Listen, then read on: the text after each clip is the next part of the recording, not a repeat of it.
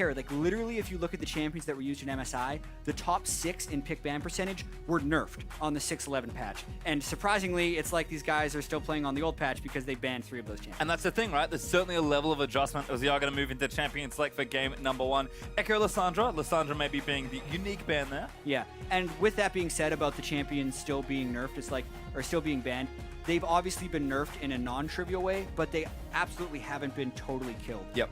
We have the EU LCS to draw from a little bit, even though EU and NA as a meta hasn't exactly mirrored itself.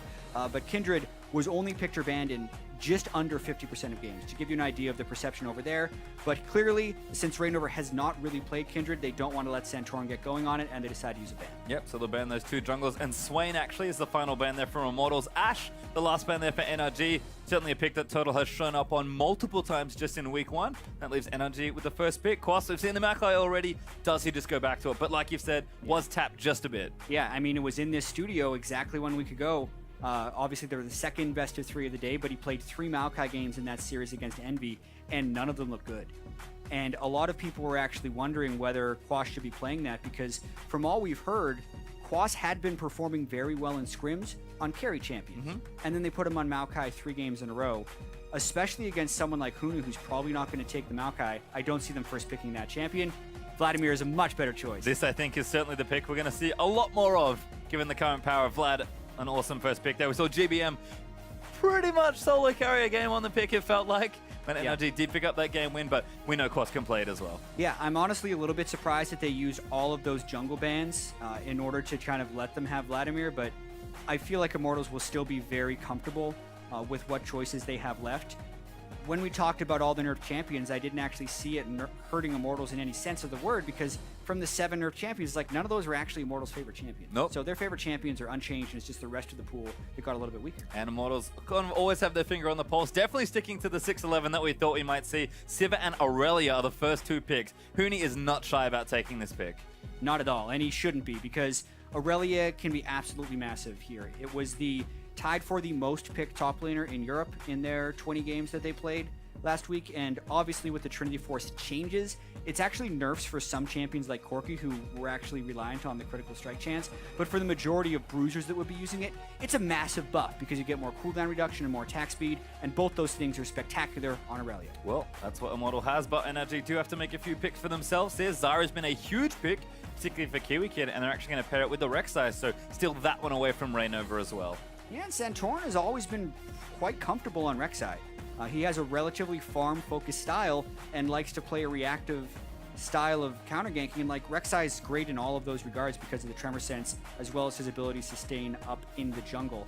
So I'm actually really happy with NRG's draft so far. Yep, I feel like Hermit's definitely got it all together here for at least the first 3 picks. We'll see what Immortals answer with though, because 3 and 4 are now coming through.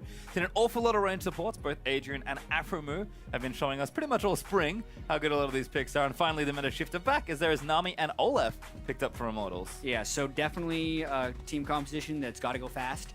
And it makes sense for Reignover. He's been always comfortable picking Olaf into the Rek'Sai, and whenever you can enable Olaf, you just make him that much stronger since he does become immune to crowd control. Comboing him with Nami to speed him up, as well as the Sivir, is also looking quite formidable from the IMT side. Yeah, and that will leave them with mid lane as a likely last pick there, unless Pobelter's really been practicing some Irelia.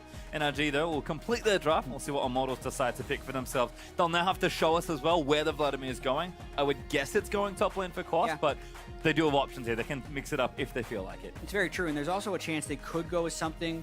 They would have wanted to go with something like Lissandra to swap them back and forth. Like, think of the champions that could go in mid lane or top lane, because they would still like to maintain a certain semblance of flexibility. There's always the chance that GBM could just pull out Gangplank again since they have damage spread throughout.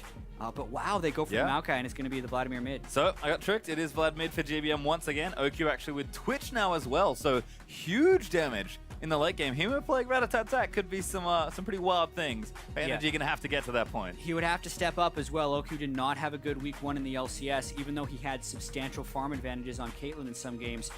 But from a compositional standpoint, having the Zyra and the Twitch in the teamfight phase sounds incredibly powerful, because you need to be able to dive on top of the Twitch. Zyra specializes at punishing people who try and dive onto them, so it will be what they want to be able to fight through all the initiation that Immortals are bringing. Well, how are Immortals going to complete this draft? Immortals, I believe, are one of the teams kind of getting away from Vladimir when they were picking up. But Ryze, apparently, despite some of the nerfs, is actually the final pick for Pobelter. Yeah, I mean, I'm frankly a little surprised for that. Ryze lost 20 damage on his Q, and also the ultimate cooldown, especially at the final rank, is up 20 seconds. Yep. Because it used to be $50 ranks, or 50, 40, 30, yep. and now it is $50 ranks.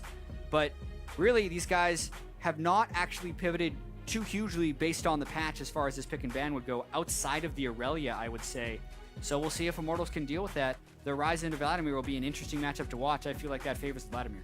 Yeah, I think so as well. And GBM has already shown us that he can play it well. But I think the comp that Immortals have built certainly fits together as well. You mentioned speed being important, but the likes of Irelia and Olaf, Ryze not too shabby either. And Turtle's just going to kind of sit there and throw boomerangs. It's true. If this is a team competition that gets ahead for Immortals, there's not going to be too much that NRG could do to stop him. And based on the power level we saw in Week 1, you're expecting a fairly one-sided game here. But I do want to point out, when these teams faced each other last split, they were always fairly competitive games. Yeah, well, we kind of have to expect that will continue to be the case. And we're going to get maybe 2 games, maybe even 3 to try and get it all out. But we want to hear your opinion. Check in with us on Twitter to share your thoughts there. And if you think NRG can topple Immortals, shout it out now with the hashtag NRGWin. Or if you think Immortals will stay just that for at least this game here in week number 2, use the hashtag IMTWin.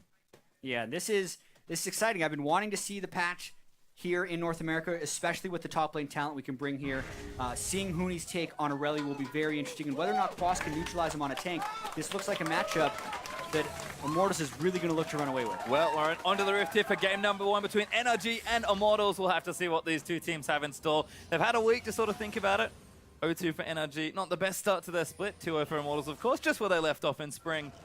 But could all change here, at least in this first game. Oki going to move out on that Twitch. And like you mentioned, he certainly did not have the best start to his summer, so we'll see if things improve here.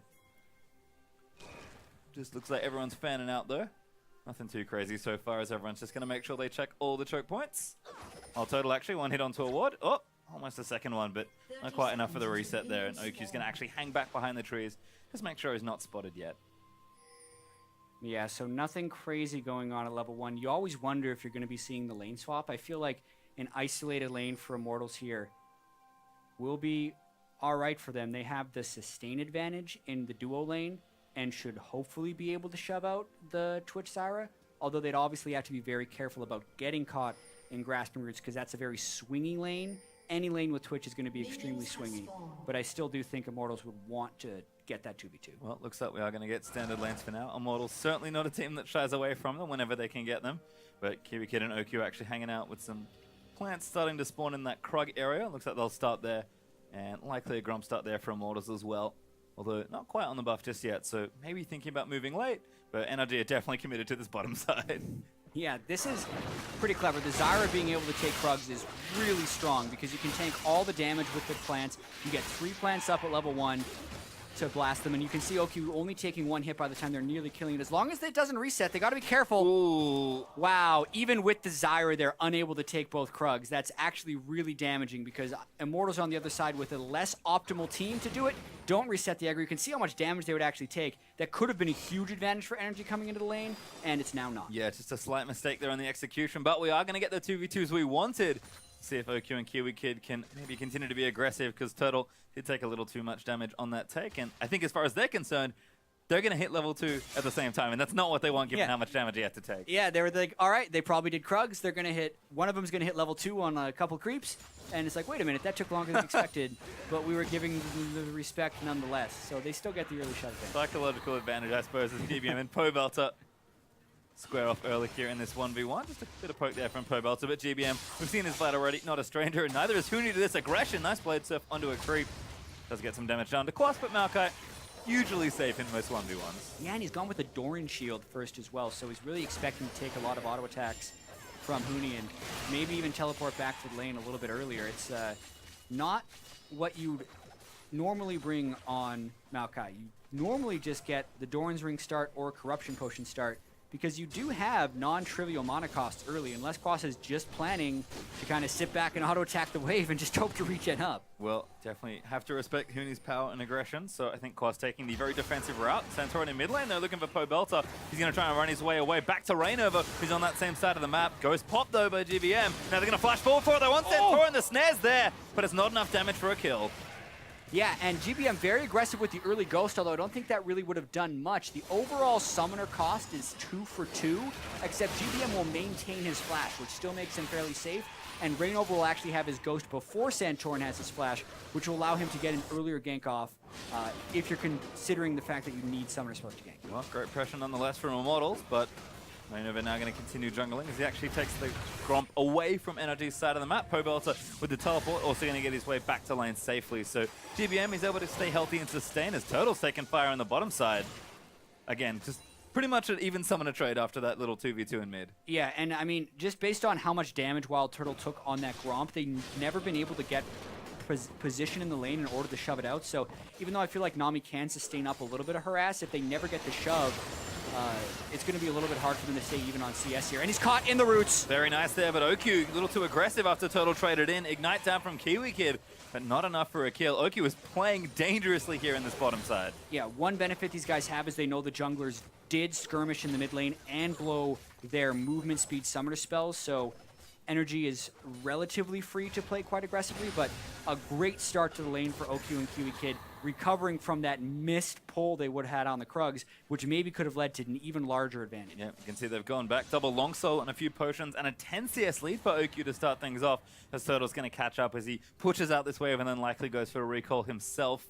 Santorin looking around mid once again. Pobelter does not have flash. Yeah, and he's used his teleport, but the pink ward will spot him out, and he can immediately respect that. The timing, actually, of the gank was fairly favorable for Pobelter because he'd already farmed enough to complete his tier, and he could just go straight back to base and get that ticking very early, so his power will transition a little bit earlier, but Vladimir early is just going to shove him in. Yeah, this is exactly. JVM's pretty happy with the way this lane's going. As Huni and Quas once again will start some trades. Big minion wave there. Huni's going to have to be a bit careful. So he tends to keep him safe enough. And Huni again, always happy to fight. Quas, especially after that Doran shield start and double Doran springs. Jeez. He is not interested in fighting Huni at all. Yeah, can you say early game power here? It's going to be a much slower transition for Quas into his major items. It's going to be a long time until he gets cooldown reduction. It's going to be a long time until he gets certifiable teamfight tankiness. But with the triple Doran's build, he's definitely got himself a little bit of lane power, and he's staying completely even with Huni, at least through the first 5 levels. Reignover, though, looking back towards that top side, is going to be spotted out by a ward, but might just commit for the gank anyway. Huni kind of wants it, but Quas is going to get tagged up by that Huni's slope 6. from the axe. This could be bad news, but there's the blade surfing. Great flash from Quas, but they will commit for it. Slowing from equilibrium strike, the damage is there, and first blood does go to Reignover. Beautiful timing on the gank from Reignover right there, because that's what you can call a brute force gank. He walked straight through a ward. He knew Huni had the level advantage, and even though Quas had gone triple Dorans, it wasn't enough to escape. Also keep in mind the lower cooldown for Ghost when compared to Flash. Reignover had already used Ghost in his early gank, gets to use it again, gets the early kill, and that is exactly what Immortals wanted to do for the Olaf and the Irelia. Yep, early CDR boots paying off as we'll check in with this one again. Reignover just starts it off so wonderfully. Yeah, accuracy on the axe is incredibly important. Huni also is able to catch Quas post-flash and land another slow, which then prompts Reignover to pop Ghost to get the close distance on the extra axe, and he eventually walks in for the final shot. Well, all comes together, but Santorin's trying to sneak this blue buff away. Has been spotted, though, as Adrian's here, but GBM's in to defend. The blue will get smited and stolen. Huni can TP in. Bubble's not there, but Huni's going to join them. Pobelter ready to go, perhaps on a snare. He's going to move in for GBM, but now flashes forward and tries to get another. He won't play down, though, and people are low on the backside as Huni is actually in the front line, taking up way too much. Oku just takes him out. Yeah, Huni can teleport in, but so can Quas. And also, GBM is really tanky on Vladimir right now. The entire team was there for NRG when Huni did flash in, so he really just went in a little too deep, and that's a great bounce back for NRG. Good proactive play, and they're going to get the Cloud Drake for their troubles here as well. So NRG off to a great start here in this particular one. So they're just going to take that away and maybe look towards bottom lane to shove that out. Oku's early lane's gone really well. Definitely showing up in that team fight. Does not have a kill for himself. Going invisible, getting a little creative, but doesn't commit for that one. Yeah, and do not underestimate the Cloud Drake as far as stopping Immortals from being able to initiate fights properly. Interesting. Pobelter actually in a bit of trouble, but GBM is low. GBM, they're going to charge up the Tides of Blood, just get some damage in. Reignover now going to try and turn things around. He's popped the ult. He's going to try and shred him down. Damage is there. Reignover just takes him off the rift. And GBM just can't commit for the kill. What a move by Reignover right there. Just straight into what's basically a full health Maokai, but as we mentioned, he still was just sitting on those 3 Dorns items, so he's not tanky yet, and Reignover now has the level advantage on Quas, plus Pobelter had just got his ultimate off, so he could chain a combo of spells as well as his passive being up at the right time, and really just an unexpected amount of damage lands to Quas and GBM there, who thought they were completely in the clear, and Reignover's just coming in to save Pobelter. No, he was coming in for the kill. Yeah, unsurprisingly, Reignover off to another good start here as Pobelter kind of goes deep to start this one off. Yeah, Quas had just roamed up from the Dragon, and then Reignover comes in through full vision. Quas is trying to back away, but Reignover pops his ultimate to get a little bit of extra damage, cannot be disabled, is 1 shot away from death, and he's able to just back away from GBM, so another strong gank from Reignover. Yeah, distance cannot be closed as Quas returns himself to the top half of the map. Huni, though, off to a great start here with that kill, and still a very significant CS lead. Sheen is done, Fade is on the way, but Oki's ganking now. Gonna show himself though, looks like he's gonna try and push the turret. Yeah, they've swapped up, and Immortals is actually swapping back. It's interesting that they would swap in a lane where they already had an advantage, but they've decided to go up top, maybe to rescue Quas and shut down Huni more so than to shut down WildTurtle here, and it's now 4 people against just Huni at the turret, and they're getting a substantial amount of damage. Yep, good damage under the turret, but doesn't actually finish it off. Huni actually CSing as well, as Zyra will get the poke damage done. The rest of Immortals here in time, and 3v4 with the turret to help them. Immortals able to hold that structure for now. Yeah, and even though Reignover has been able to pick up a few kills, I still like the early signs that we're seeing from NRG, because the moves that they've made have been taken in full knowledge of what they're trying to do. Like, they're not just standing around and waiting for things to happen, they're going for plays. Well, here comes more plays, because Reignover's going to charge in with the help of Sivir. Damage is there, and KiWiKiD's going to be that first target. Wow. Reignover just takes him out, and Pobelter's not done. Tidal Wave in up to the snare, gets him the knockup as Turtle's now a little low. Santorin! Huge flash forward as Oki goes in for it, but now Quas is low. Reignover gets himself another kill, but will finally be shut down by the Twitch. Now GBM's made his way in there. Adrian and Pobelter melting as the Nami looks to be the next one to fall. Santorin, though, going to get fought by Pobelter. Oki gets the triple on the back end. And Huni's the only one left. I guess I thought Huni was in the fight at the start. He was actually gone, but they kill everyone who was there. That's the important part for NRG. Effective ace. And 3 kills in that fight going over to OQ, which is massive for NRG and their chance of this game. And that fight was actually a display of something we talked about in Champion Select Pastry Time, of being able to counter Immortals running at them. Notice the work that KiWiKiD and Oku do in this fight on Zyra and Twitch. So even though Reignover's a monster and he crushes KiWiKiD, he gets the ultimate down and actually knocks up WildTurtle and significantly delays Immortal running in. So then they burn everything by the time Santorin arrives, and that's when OQ pops his ultimate, shoots 2 people at once, crushes them through. GBM had now ghosted up from the mid lane, easily gets in the backside on Adrian, who would use all of his spells to get in, doesn't have them left to get out. And 3 kills going over OQ, as well as 1 for Vladimir to get 4 on the fight, is just a brewing upset for NRG with fights like those. And 4-0-0 there for the Twitch. Now has the Ghost Blade finished with a Spirit Visage in there for GBM as well. So those first items making a difference. OQ did not have that when he started that exchange. Now hugely ahead in gold and a bit ahead in CS there as well. And even a turret to add a little bit of sugar to the sweet, sweet team fight that was for NRG. Managed to get the top lane during that replay. Yeah, and again, they swap back the lanes. They've obviously killed the top lane, so they don't need to be there anymore, and they're just going to be moving this Ghost Blade 4-0 Twitch around the map to take objectives. And the most dangerous thing about this is no one is safe at this point in the game. Twitch can go in ambush. Everyone has to respect it.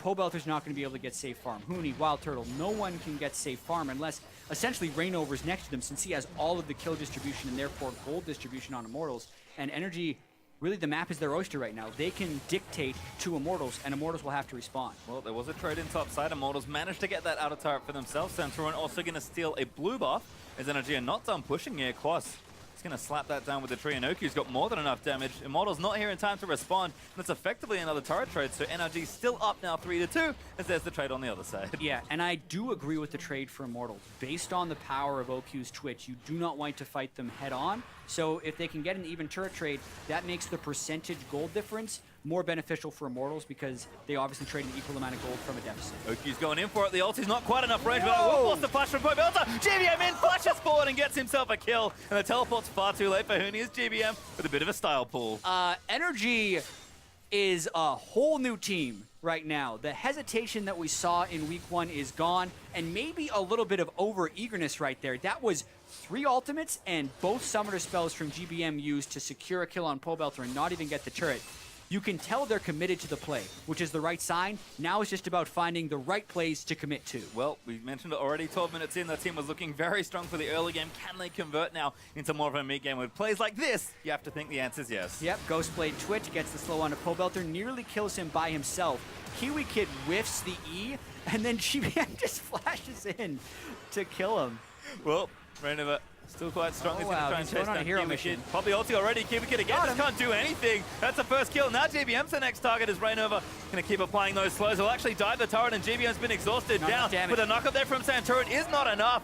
And they will take out Reignover. Quas now in the middle of the team. The rest of Immortals trying to push it in. Reignover really trying to be a hero right here. He's really going to be a pain for KiWiKiD the entire game because there is actually nothing he can do once Olaf gets close to him unless his team has overwhelming damage to kill him before that happens. But at the same time, Reignover goes a little bit too deep and NRG's able to get a kill back. Another thing we do have to point out, though, is Quas' ineffectual teleports, right? He had the very poor week 1, and he's actually having a pretty poor performance this game despite his team doing much better. Well, feels like NRG certainly fixed a few things from week 1, looking good here in the early stages, but only up 1,000 gold for Immortals as OQ's really trying to put the team on his back, something he could not do in their last week of play. Twitch is looking very threatening. Yep. Looks like NRG going to try and push this down. Santorin on the side, maybe posturing for a dive. Yeah, they see Huni in the top lane, so they feel very safe about threatening a dive right here, even if they see a lot of people on Immortals there. Pobelter goes in a bit. Locks in for GBM, but the damage is back there on the other side. Adrian with a double bubble's not too bad. But NRG don't want to overcommit for it.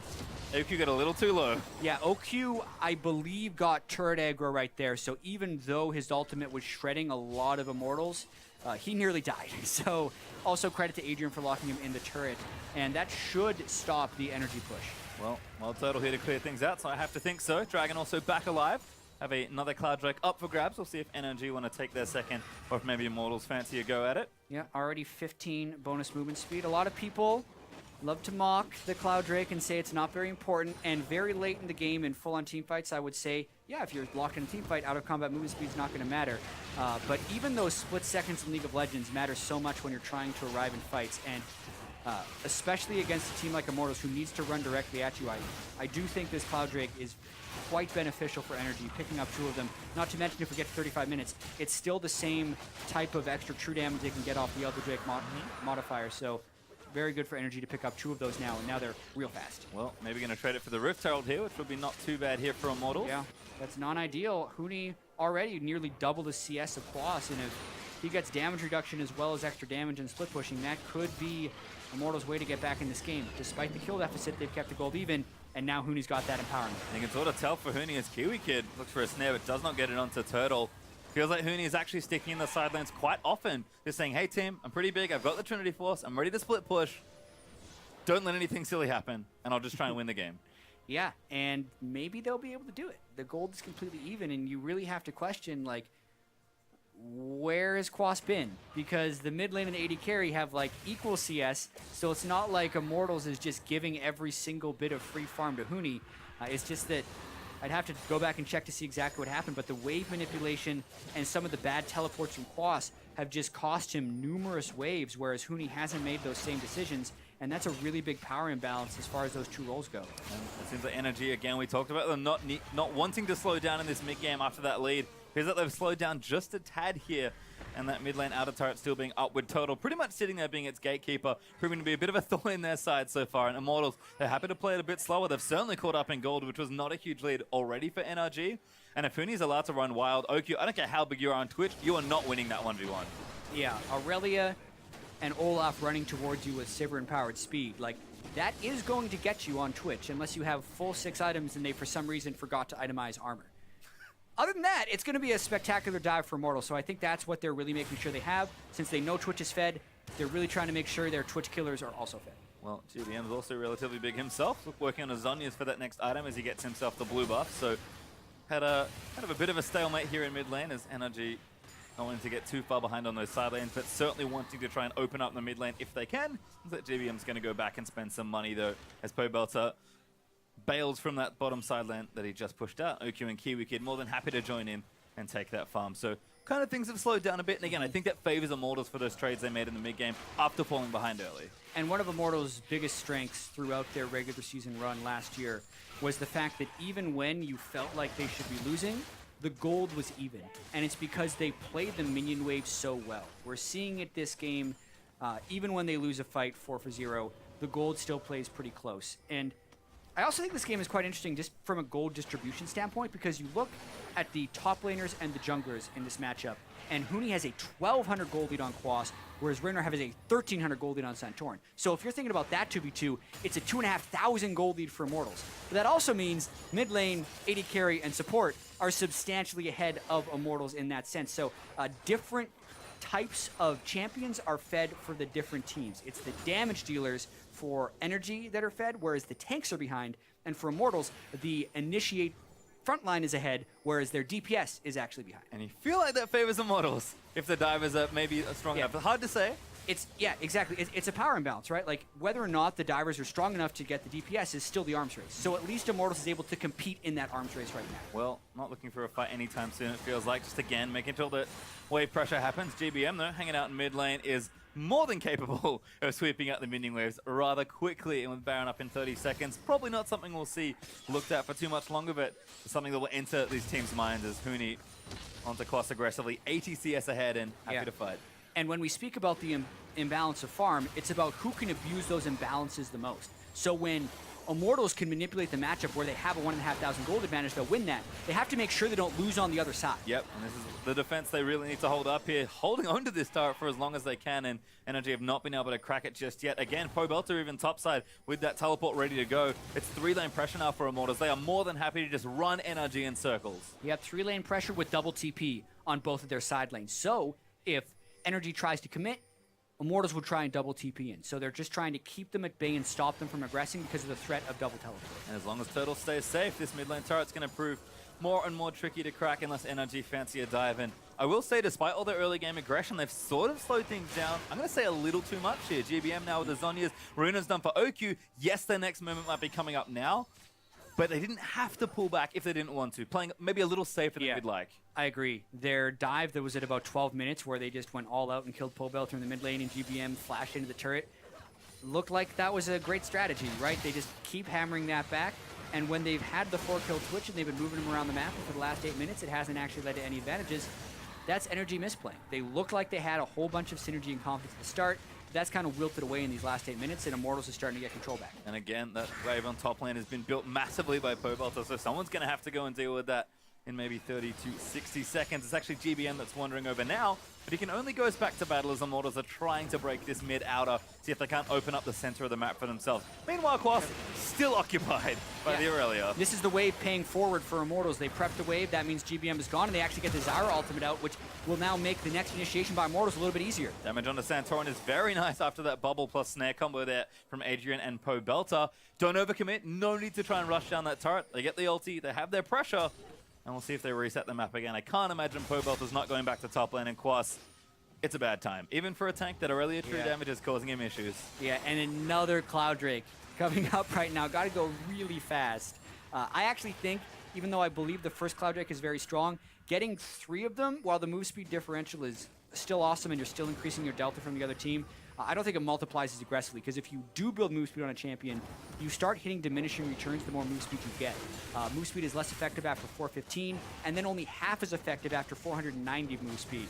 So for someone like GBM who's going to be trying to ghost in, the triple Cloud Drake isn't going to help him as much. OQ, though, trying to get a kill. Immortals maybe trying to fight for this, but now OQ's going to get damaged down. Huni going to try and take him out, but it's not enough. Huni will go down to Quas as Immortals maybe try and answer back. OQ is far too low, and Reignover is just going to run in for it. Santorin, though, knock up on the backside as GBM's popped the ulti there onto the left. Turtle actually going to go down. The GBM's able to take him out. OQ finally dies to Pobelter, but I think it's a little too late. Adrian's going to go down to Santorin, and now they have to turn tail and run. Pobelter and Reignover are going to get away, but NRG won that fight. They absolutely did. 3 kills to 1, and OQ really commits hard on Huni because they know how many minions he's taking. And, you know, why fear getting dove on if you can just open up directly next to him? And it works. So now they get the kills. Instead of going for Drake, they're trying to get this pesky mid lane turret Oh my goodness, and they still don't. Wave clear still there. Pobelter and Reignover apparently have enough AoE to take that down, and the health bar's maybe not there for NRG to contest for this Cloud Drake, so Immortals actually might come off the respawn and just take this one out for themselves. GBM, I think, trying to defend it, but the rest of the team's not so keen. Quas did have to go deal with a wave in topside, and Immortals will actually start this Drake. How much do we mention this? Even when Immortals looks like they should be losing, they can still be winning. It's only a 700 gold difference, and they're getting the Dragon right now. As Quas would have to teleport into the fight, they also have Scuttle Crab control. And now they can neutralize the speed a little bit. That's very impressive by Immortals. Yep, they'll take that Cloud Drake happily. Pobelter even going to get himself the blue buff. So watch this one again. Huni tried for this one. Yeah, and Oku gets a lot of damage down early. Pobelter, Huni tries to heal up a little bit with his ultimate, but then Reignover and Pobelter try and get through Quas. I like the peeling Quas did here, even from a disadvantaged position. It allows Oku to stay alive for a fair bit of time, and also kind of makes it so WildTurtle has no friends to go to because he got caught while he was trying to run over the wall. But ultimately, Reignover and Pobelter didn't take that much damage, so they could still defend the turret and eventually take the Drake. Well, that's what ended up happening, as Santorin now are going to take this Baron side Scuttle Crab with Drake down for a little while longer. This might just miss there for Reignover, as Santorin happily claims that one. Even going to chase in and see if he can't get a bit deeper vision into this jungle, but teleport's up for Huni still. So still sidelines they can play with. Is this turret? They're going to dive in for it. But hit the turret! A little too far forward. They'll take the turret instead. I think they will. And NRG finally get the turret after, what, 10 minutes of sieging? Yeah, and it should have been far less than that because you saw Santorin gets flank positioning, which they've had the capability of doing because they've been stronger in the right areas. As far as DPS go, they just need to threaten the DPS to allow him to go around the side, scare the wave clear out of the mid lane. All they have to do is stop WildTurtle from getting a ricochet off on the wave, and they can get that outer turret. They finally pull it off. They get the turret. Now what? Yep, well, I'm not sure because we're almost 25 minutes into the game. Inferno will actually be our next Drake coming up, so quite a number of Drakes in this particular one. And there's a speed up. Reignover going to run in and KiWiKiD again.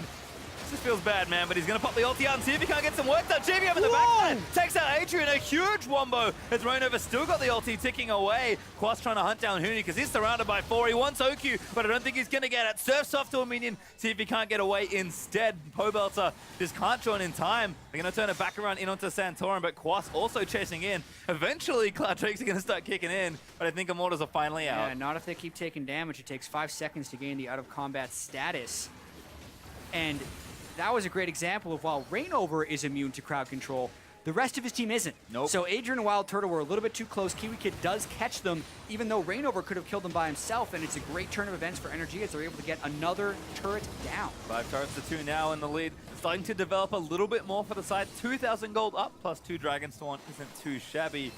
But it does feel like NRG sort of hit a dip in the middle of this game and maybe picking the pace back up now that realizing, hang on, we've hit our item spikes, we're quite strong, we're more than happy to force a fight, and Immortals are going to have to be much more careful than they have been engaging head-on like that. Yeah, and that's the fear you have playing against Zyra, especially when WildTurtle isn't at the point where he's good at killing frontline yet. I feel like when WildTurtle gets his Infinity Edge, they won't necessarily be trying to do these, and they just hop onto KiWiKiD. They stop his out-of-combat move speed with the Nami bubble, but KiWiKiD just lands a spectacular combo, and yeah, there's no way he's going to live against Reignover, but he doesn't worry about that. He just looks for the play regardless of his own life. And then Huni is slippery enough to be able to escape that and gets a whole bunch of move speed from a Trinity Force kill on a creep to escape.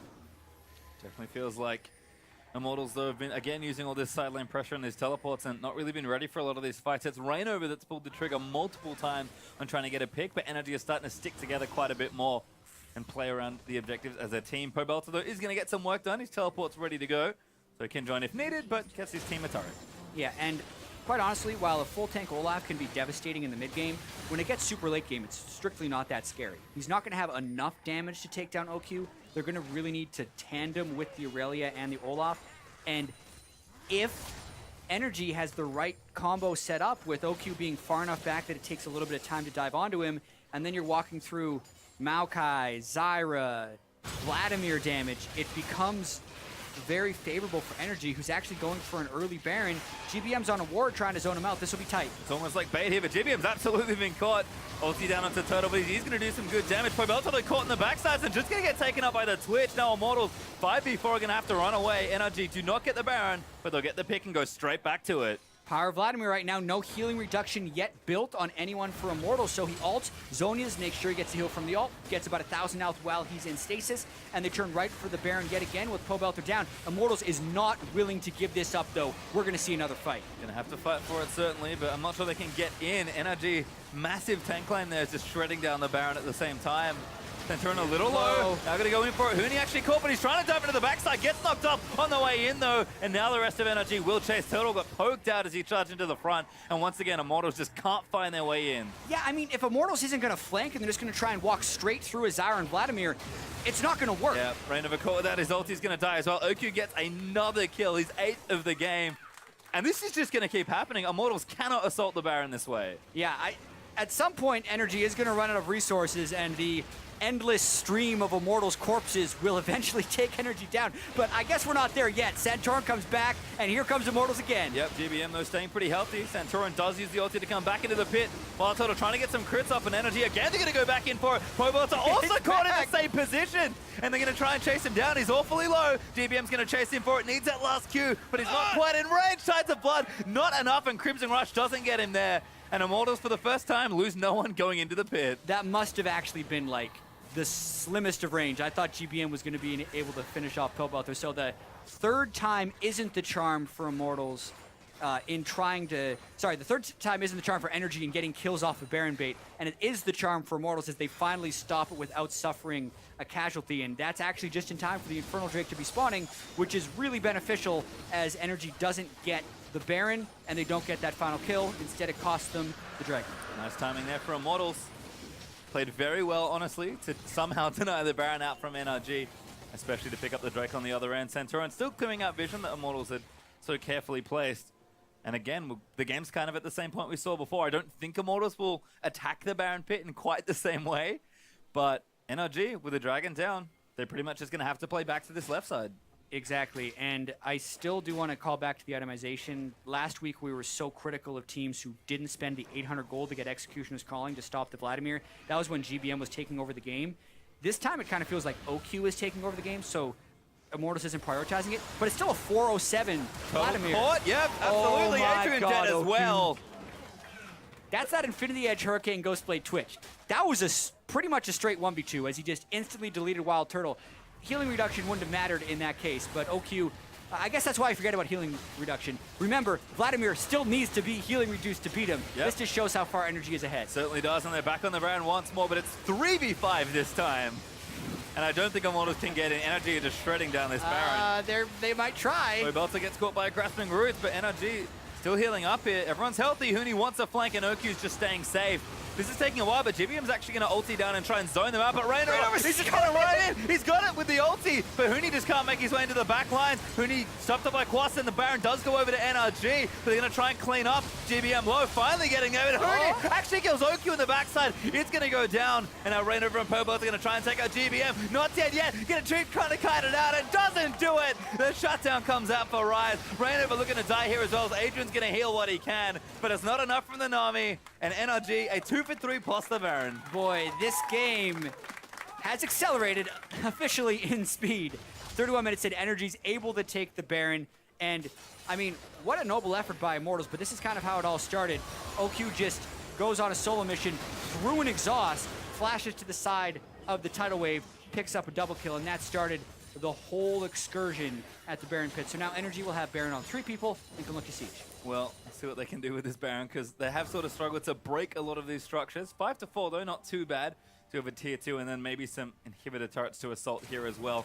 GBM also looking stronger. Ryze is now finished, so that's going to contribute a lot to that combat effectiveness. And OQ is only getting stronger and stronger with a Joram's Fist and a Hex Drinker, kind of sitting aside those 3 major items you pointed out already. Yeah, well, so if he's going for the Sterix Gauge, the shields from Maw and Sterix no longer stack as amazingly as they used to, so he's still going for some anti-burst and maybe just a little bit of extra health. I'm surprised that's the direction he's gone. At the moment, though, he's still absurdly powerful, so they should be looking to take advantage of this spike right now for Twitch. Turtle maybe also in a similar spot, as he does have that Infinity Edge completed. Not going to help too much with the pretty armor-heavy tanks, but certainly those crits in the backlines, if he can get there, will do some work. Feels like Turtle going to get to that point eventually. Mortal Reminder should be his next item on the list.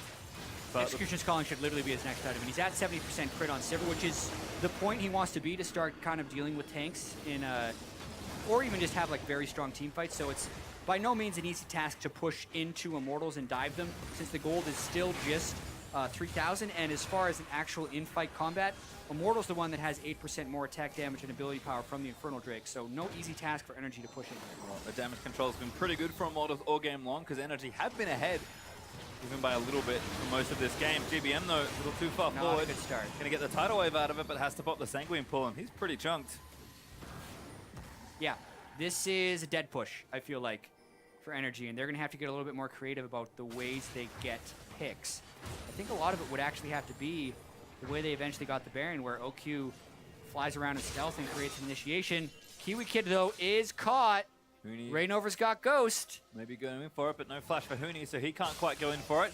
Very creative there to the Scuttle Crab, but slow throw it out there by OQ, and that'll give that one up. Immortals careful not to overcommit. This time. Yeah, this time. Remember, Reignover started this game with 5 or 6 kills. Now, the deaths are starting to catch up to him, and full tank Olaf is not as threatening as it was early. Certainly not with the power that OQ has, and the rest of the team's kind of catching up as well. Even KiWiKiD actually does also have a Zhonya's. This sort of happens a lot with Zyra support. They tend to just build damage because that's sort of your function, but KiWiKid's actually crept up pretty quietly to be a real AP threat on this team. Yeah, he did this in their win against Envy last week as well. He actually, I think, had Zhonya's even later. He was doing like Void Staff and Liandry's and like all this stuff before he even worried about staying alive. But a little bit more defensive this game, which I think is wise. Liandry should be his next item completion. And speaking of items, Turtle has done it. He's got the executions calling down, and now GBM's like, uh-oh, I don't really like this very much. That's super effective. So thank goodness, Turtle, you finally did it. Also kind of want to point out that Quas has caught up a fair bit to Huni, but this is still kind of anyone's game. The kill distribution has been super good for NRG to get the Twitch so fed, but if OQ has a bad fight, and if Reignover and Huni and Pobelter can like actually flank OQ instead of just getting shot and running head first into them, they'd have a chance in a fight. Well, Dragon's coming up soon as well, so that may be the next objective to look at. Baron not back up just yet, although OQ's just unleashing. Turtle getting too low. Pobelter has to flash forward to try and save him, but the damage is too much. Pobelter's going to live for a little while longer, but finally go down. OQ, though, will get dove by Reignover. Now Huni has found the flank on the other side. KiWiKiD low, pops as on his Reignover, also a little too low. Going to get chased down by GBM. Huni, though, takes out KiWiKiD, surfs away to safety. Huge play to save that fight for Immortals. For a 2-4-2 Irelia, he's making some big plays. I think the 300 CS helped him a fair bit right there, but that fight exactly was NRG just trying to take Twitch, go super aggressive. He had the Sterix to try and prevent him from getting counterburst, and he did a significant amount of work very early on in the fight, but he couldn't finish off WildTurtle, so now NRG trying to push forward without their AD carry or support. Turtle playing aggressively far forward. He Really knows dangerous. he can kite these Really tanks. dangerous. Huni back in. GBM's the target, but the tower is low. It will fall down, and now GBM's going to dive in for it. Turtle does go down to the Tides of Blood, and NRG have broken the mid. Adrian going to go down as well for the double there on GBM, and Huni is trying to fight it out, but he just can't kill these tanks. GBM going to line up another kill for himself as Huni flashes out of the way. Rylai's there. Bracing and not enough, and Huni actually regenerating quite a lot. Santorin going to keep going for it. Stuns on the other side as Huni's going to get chased down, but GBM does get the unofficial triple. I mean, NRG chased that kill so long, though, they didn't even finish off the inhibitor. They still did kill the 3 people defending the inhibitor, though, and that means they can turn for the Elder Dragon. Quas has teleport, Santorin has Rek'Sai ultimate, so they can make it back right away, and we can have 5 people on NRG to secure this dragon. And GBM's already started. It gets 885 health back off of the Q. And there's Santorin back in. This Elder Dragon looks to be going to NRG. The burst healing as well as the sustained healing. Zhonya's, Rylai's, Spirit Visage, and a Blasting Wand. Additionally, because they have the 2 Drakes already, that means 135 damage will be a true damage burn over 3 seconds, but only for the next 2 minutes. So we're going to take a look at this fight one more time. OQ well ahead of the rest of his team. The bubble did a lot of work there to delay the rest of the initiation and gives Reignover that split second to go in and finish off OQ. I have to say, Huni was also quite late to this fight. If he could have been in a lot earlier, there would have been far fewer shots that OQ gets off. But when that happened, you can see the fight is set here as just being a few kills on either side, but they were able to kill OQ, not GBM. There are 2 massive threats right now, and as you said, almost acting as a triple front line. Vladimir, Rek'Sai, and Maokai. And since WildTurtle does not have the gold to deal with it, he's not able to AoE them down. And OQ absolutely is able to do that on the other side of the team. Yeah, it certainly seems that NRG is taking over towards the later stages of this game with the Elder Dragon buff lasting a few minutes, not too many. We'll see what damage they can get done. They've got a really obvious point of attack there in that mid inhibitor, but Baron is back up in 2 seconds. NRG going to start with this, it looks like. Yeah, they're going to do this, Baron. They're already 1 minute in to the Elder Drake. So from here, they need to immediately push. They can't base, they have to go straight for it because they basically have the wave of minions that's top lane right now would need to be the wave of minions they fight with. And even then, I don't think they can dive the base with that 2 minute buff. 2 minutes is such a short amount of time late in the game when you consider how long it takes to actually walk across the map. Even with the Cloud Drakes, they actually don't speed you up all that much. It's about 1 second to make half the map per Cloud Drake, so they can get across half the map 2 seconds faster. Well, not going to help that much. NRG did immediately on the way ping that top side, so like you recognize that this is a good wave to push on, but the buff will be dropping the Baron buff, I guess, to sort of combat some of the siege elements of this particular push. And this tier 2, I think Immortals are just sacking it at this point. No need to defend it. Yep, smart, because they can also see the duration, and it's gone. The Dragon is now gone, so not able to get the dive going with it. This would actually mean that NRG should probably go mid, because they have already killed the turret down there. And Huni's actually able to clear the wave right now, but they go surprise. Goes straight in for it. Damage is massive on the backlines. Total have to flash out of it, but Santorin's taking aggro forever. KiWiKiD once again get dive by Reignover. GBM's going to get exhausted and perhaps bursted down on the other end. A very messy dive for NRG, but they will get the turret for their trouble. Once again, breaking a point in the top side. Reignover and GBM back to fight, but GBM's going to pop that pull. NRG is kiting it around and trying to buy time for the rest of the carries. GBM going absolutely huge on the other side as the Zyra ulti's not enough. But Pobelter barely lives on the heel, and Turtle does get the kill on Vladimir. Yeah, he's getting a couple of Ricochet crits, and he's taking energy really low. Huni's still healthy as well. They're actually going to look to chase this down. Inhibitor does go down, but NRG now have to back out of the way. Huni can see the triple kill in front of his eyes, but I'm not sure he's going to be able to get it. Blade Surge resets could be here. But NRG, I think they've gotten away. Cloud Drake's starting to kick in. They get the out of combat movement speed. There it is. You don't notice it face your time. Sometimes it's got the power. They get the inhibitor, mainly because GBM was so threatening, flash ghosting on top of the turret, making WildTurtle back away since he's been so concerned with itemizing damage on Sivir. He hasn't been able to itemize any defensive stats and has to respect the one-shot. Right away, Turtle is just out of the fight, but it's still a full health turret. And the tidal wave does stop energy from helping with the initiation. Quas didn't have his flash either, so he couldn't help lock down anyone. And he ends up just being the sponge for turret damage as energy takes us down. And it does really feel like energy just wants to take this inhibitor and is less concerned with the actual fight, which is very dangerous. Because of that, GBM ends up going down, but energy does end up getting like the minions to basically finish off that turret because they have 2 cannons just blasting it.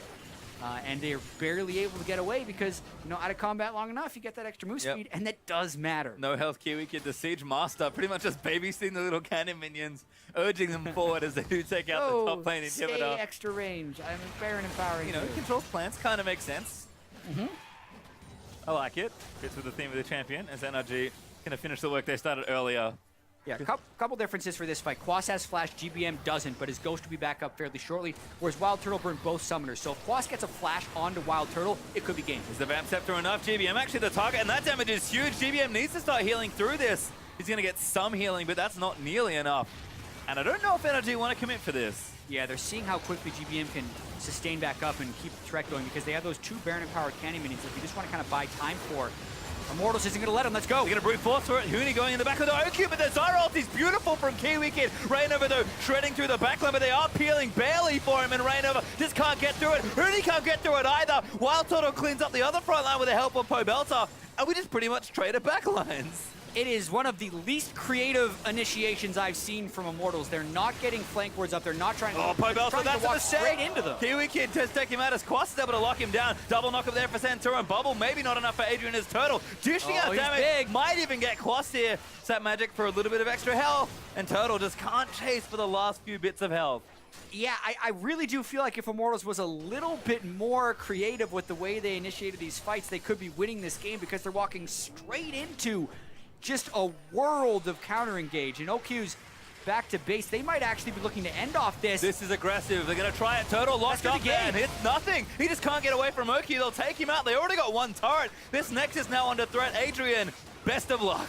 Yeah, good luck, buddy. They're a little fed at this point with 12 kills onto the Twitch and 20,000 gold earned. That's game 1 to NRG. NRG, the surprise game 1. They're getting an effective upset. GBM's blood looking good as we've ever seen it after week 1. But OQ, the real hero of that game, that Twitch looked nutty. Yeah, the biggest performance jump from week 1 to week 2 on the team was OQ right there. Twitch, incredibly effective. He got fed early. It took him a little while to transition, but by the end of it, he was still hard carrying in fights. So GBN and OQ combine to be the effective damage dealers for NRG, and that's what they need to get the game 1 win. And you know what? NRG was kind of a slow one as it all worked out. Immortals fought very hard to try and make sure that game moved out.